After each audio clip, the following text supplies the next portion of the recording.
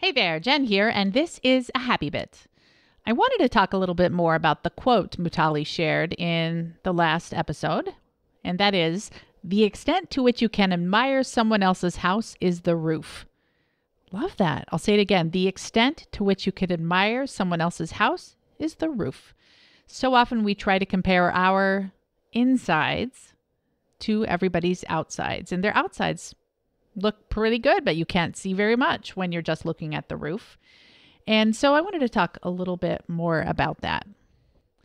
The number one person I've caught myself comparing myself to over the years is a woman named Tara, who I love dearly, actually.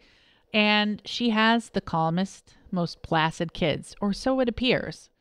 And she's so calm and placid. She's always smiling. She seems like the perfect mom. And I watch them at church, and they sit ahead of us in a pew, and they're just so good. And then I look over at my own kids. There was the Sunday that my daughter Cora showed up without underwear.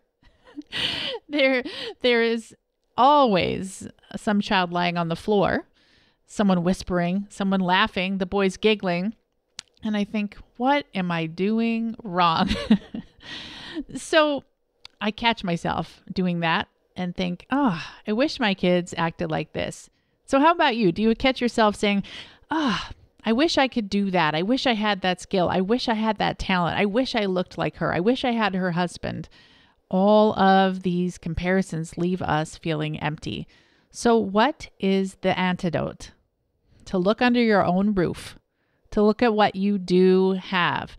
My kids may be higher energy and a little bit more independent and out of the box thinking, but that is actually going to serve them later. They will be able to do hard things. They will be able to stand up for themselves when they've made a decision on what they want to do. And there's always some benefits. So start to list all the good things happening under your own roof and just stay in that bubble. In our home, we have been meditating, and it has been a blast and so effective. And I love it because I can feel way more connected to my intuition in that space. And I can only imagine my kids are learning to be connected to their intuition as well.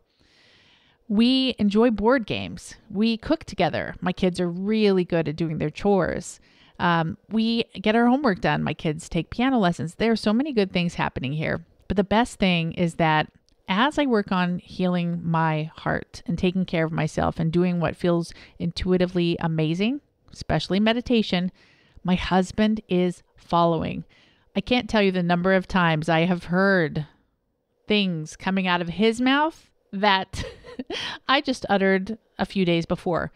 The big one right now is, can we not be in that energy? Let's shift to a happy energy. Let's shift to something more positive. These are words he never would have spoken 5 years ago. It cracks me up and I love it. I can only imagine as I grow and he continues to be along for that growth transformational ride, what is it going to look like in a year or 3 years or 5 years or 10 years? So start to focus on what's happening under your own roof and the growth and transformation you are experiencing. And when you feel off kilter, when you feel like something's not aligned, what do? We go back to that morning routine. We go back to that reflection time, that journaling or that meditation where you tap in and remember your authentic self. Know what you love, know what's important to you, and then make sure your use of time matches up with those things. Like Mutali said, we are co-creating a vision for the life we want. Co-creating with that higher power or that intuitive voice or our higher self, whatever you believe. So that is my challenge for you today. Stop imagining what is under everyone else's roofs. You can't see very far, and start focusing on what is under your roof, especially the good things happening under your roof. And that's my happy bit today. And I will see you next time. Make it a great day. Take care.